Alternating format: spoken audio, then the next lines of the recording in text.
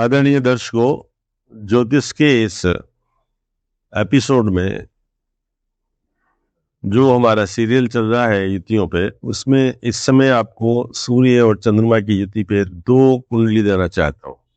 और बहुत है, इनसे ही हमें ये पता लग जाएगा, आप जान जाएंगे कि जो ये युति अपना फलित देती है जातक को, वो लगभग सबका एक सा ही होता है, उसमें कहीं लेस मात्र भी अंतर नहीं आता है। जबकि जातक किसी का जन्म कहीं हुआ, किसी का कहीं हुआ, किसी के माता पिता कहीं है, किसी के माता पिता कहीं है, कोई है, जाति कोई और है, धर्म कोई और है, रिलीजन कोई और है, नक्षत्र कोई और है, लग्न कोई और है, स्थिति कुछ और है। यानी एक समान रिजल्ट है, लेकिन जातक का देश काल एक नहीं है। उसके लॉन्गिट्यूड और लैटिट्यूड दोनों बिल्कुल भिन्न है, देशांतर और रेखांतर। ज्योतिष प्रणाम के साथ मिलते हैं इस नई वीडियो में। देखते हैं क्या कहते हैं सितारे।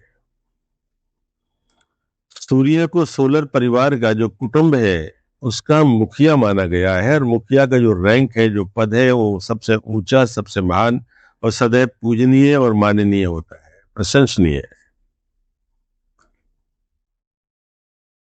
चंद्रमा ठीक उसी की तरह बलवान है। सर्वाधिक यदि कोई क्रूर या अशुभ या पापी ग्रह कोई है तो चंद्रमा है, और सबसे अधिक शुभ ग्रह यदि कोई है बृहस्पति के बाद तो वह भी चंद्रमा है।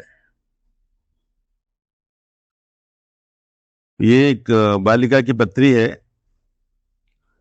जो 6 सितंबर 1994 को जिसका जन्म हुआ है, 19:45 देश की राजधानी दिल्ली में।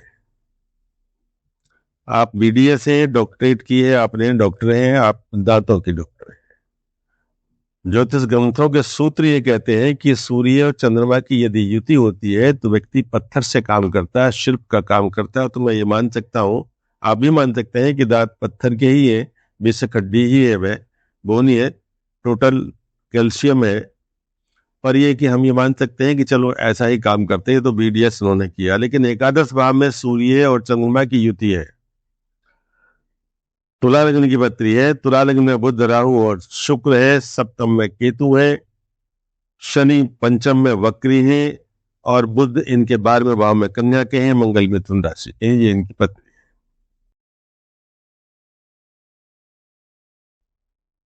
सूर्य मुखिया है, सबसे बड़ा है, इसलिए इनका बड़ा, इनसे बड़ा ना कोई बहन है ना कोई बड़ा भाई है। पहला तो ये एक पॉइंट है एकादश भाव में। दूसरा, ये बहुत सौम्य है, बहुत सरल है, हठ नहीं करती हैं। अभी तक इनका विवाह नहीं हुआ है, कोशिश और प्रयास जारी है। लेकिन पंचम में केतु, तो हमारे यहाँ मारवाड़ी में कहा जाता है कि केत छुड़ावे खेत। केतु जिस स्थान पर बैठते हैं उससे उदासीनता ले आते हैं, अलगाव ले आते हैं। बहुत प्रयास करने के बाद भी इनके पिताजी गजेटेड ऑफिसर है, लेकिन सब प्रयास विफल हो रहे हैं। एक बात ध्यान रखें आदरणीय दर्शकों, एक भाव में, एक घर में यदि 2, 3, 4 ग्रह हों तो आवश्यक नहीं है कि वह युति ही हो। बिल्कुल आवश्यक नहीं है। ये इस भ्रम में नहीं रहे आप, ये बात स्मरण रखनी चाहिए आपको। मैं इसका एक उदाहरण आपको दे देता हूं इस पत्री के साथ साथ। यदि एक ग्रह एक अंश पे है और दूसरा 29 अंश पे है तो बिल्कुल युति नहीं है। हमारे यहाँ युति उस समय होगी जब 2 ग्रह या 3 ग्रह एक ही नक्षत्र में हो या 2 नक्षत्र में हो, जबकि एक राशि 3 नक्षत्रों का स्पर्श करती है। इसलिए यदि बीच में 27, 28 अंश का या 15 अंश का या 14.5 अंश का या 14 अंश का अंतर आ जाएगा तो उसे हम युति में शामिल नहीं करेंगे। युति नहीं है वह। वो तो इस तरह से हुआ जैसे एक व्यक्ति घर में रहता है तो वो सो रहा है, दूसरा व्यक्ति काम कर रहा है, तीसरा व्यक्ति पढ़ रहा है। सब अलग अलग है, किसी का कोई संबंध ही नहीं है। बाहर से कोई आके पूछे तो जो काम कर रहा है वह ये बता के कि ये वो साहब वो कर रहे हैं, वो साहब वो कर रहे हैं। इसलिए युति होना बिल्कुल अलग बात है। युति को समझना बिल्कुल बहुत मुश्किल काम है, आसान नहीं है। यहाँ पे यह जातक इस समय आज की डेट में कहीं भी काम नहीं कर रहे। कुछ दिन में मैं सरकारी अस्पताल में काम किया था, वहाँ ये कॉन्ट्रैक्ट बेसिस पे थे, आज काम नहीं कर रहे हैं। भाग्य का मालिक इनका द्वादश में है और मंगल की उसमें सप्तमेश की उस पर दृष्टि है। तुला लग्न में शुक्र और मंगल दो 50-50% के मारक ग्रह हो जाते हैं। एक अष्टम का स्वामी है, एक सप्तम का स्वामी है। इसलिए दूसरी बात, लग्नेश और सूर्य लग्न और चंद्र लग्न, ये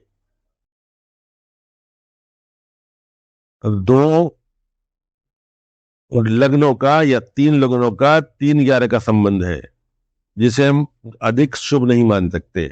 ऐसे केस में केवल यह है कि या तो चंद्रमा फल देंगे या सूर्य फल देंगे। तो यहां सूर्य फल दे रहा है, चंद्रमा फल नहीं दे रहा है जातक को, अर्थात घर का सुख उसको नहीं मिल रहा है। उसे जॉब के लिए भटकना पड़ता है, जॉब पे जाना पड़ता है।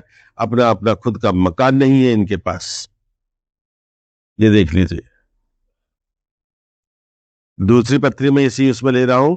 यह भी पत्री एक बालिका की है। ये 13 सितंबर 1996 का जन्म है इनका और 13:55 का है। इनके सूर्य चंद्र पंचम राशि के यानी सिंह राशि के 9वें भाव में है। धनु लग्न की पत्री है, धनु लग्न में बृहस्पति है। शुक्र मंगल कर्क के अष्टम में है, शनि और केतु इनके चतुर्थ भाव में है। बुध और राहु दसम भाव में है। बुध अस्त और वक्री है, शनि वक्री है। इनके 2 ग्रह वक्री है। अब आप देखिए,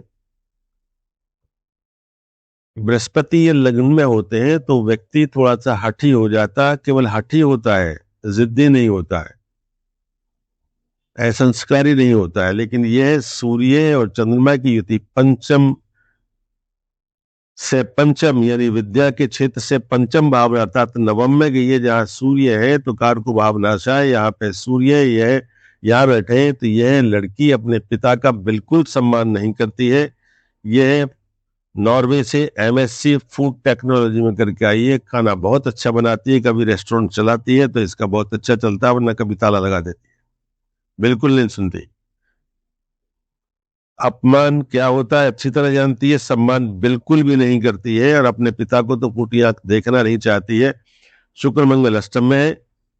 हम ज्योतिषी लोग सोचते हैं कि ये कोई प्रेम विवाह करेगी, लेकिन नहीं करती है, मना करती है मुझे शादी नहीं करनी है। इतनी हठी और जिद्दी और अड़ियल लड़की है ये। इसे समझाते हैं लेकिन मानती नहीं है। बोलती इतना सॉफ्ट है, बाहर का कोई व्यक्ति आ जाए इनके घर मिलने तो समझेगा इससे अधिक संस्कारी सभ्य कोई जातक नहीं है इस देश में। आपके आने के फौरन बाद जो उत्पात होता है वो देवता जानते हैं या इसके परिवार के लोग, माता पिता, ये स्वयं जानते हैं। तो सूर्य और चंद्रमा की युति शिल्पकार तो बना सकती है, टेक्निकल तो बना सकती है, लेकिन वे सभ्य भी हो, उद्दंडता उनमें नहीं हो, उत्पात उनमें नहीं हो, या उनके काम करने से उत्पात उत्पन्न नहीं होता हो, यह संभव नहीं है किसी भी तरह का। चाहे नेचर में हो, चाहे कारोबार में हो, आपके कर्म क्षेत्र में हो, कहीं भी हो, लेकिन होगा अवश्य। इसलिए मैं ये कहना चाहता हूं कि सूर्य और चंद्रमा की युति का फल, जिस तरह शुभ ग्रह बुध और शुक्र की युति का फल मेरे यहाँ से अच्छा नहीं है, ये भी बहुत अच्छा नहीं है। अपने लिए जिए तो क्या चाहिए। इसलिए दर्शकों, ये युतियों का जो संसार है आपके सामने प्रस्तुत है, इसे देखें। आप मेरे चैनल को सब्सक्राइब करें, लाइक करें, शेयर करें और कमेंट्स बॉक्स में आप अवश्य कमेंट्स लिखिए। इससे मुझे ये भी समझ आती है कि आप लोग मेरे चैनल को या मुझे मेरी बातों को चाहते हैं। लेकिन इतना ध्यान रखिएगा, जो यहाँ मिल जाएगा वह अन्यत्र मिलना बहुत मुश्किल है। मैं ऐसी हवा में कोई बात नहीं कर सकता, ना करता हूं। श्री हरि शरणम।